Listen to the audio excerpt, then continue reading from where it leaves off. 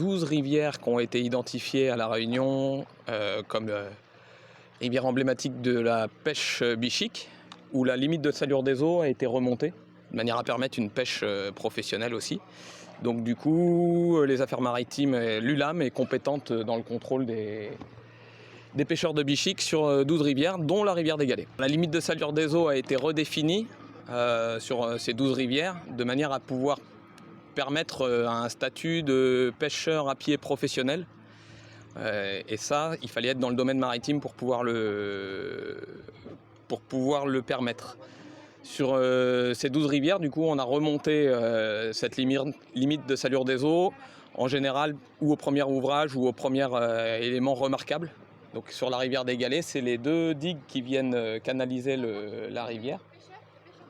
Le bout des 2 digues, si on trace un trait, c'est là où, en aval, c'est la mer, c'est le domaine maritime, domaine public maritime. En amont, on est dans le fluvial. Là, on est tombé sur des gens avec des engins de pêche, mais qui ne sont pas encore en action de pêche. Donc on a vérifié qu'ils étaient bien... Alors c'est des pêcheurs plaisanciers, donc ils avaient bien le permis de pêche de plaisance, enfin déclarer les vouves qui s'étaient bien déclarés auprès des affaires maritimes. Vu leur statut, ils doivent pêcher dans le domaine maritime, donc en aval de la limite de salure des eaux. On leur a rappelé avant qu'ils installent les bouves en place. La réglementation, elle est arrivée en 2021. Là, on arrive au bout de 4 ans. Donc elle commence à être bien prise en compte.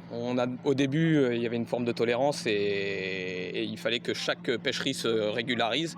Aujourd'hui, on devient plus exigeant sur la régularité des pêcheurs. Donc tout le monde doit avoir une autorisation qui correspond à la zone où ils pêchent. Il y a 2 espèces de bichiques. Il y en a une qui a été décrétée en risque d'extinction, ce qui a motivé la réglementation.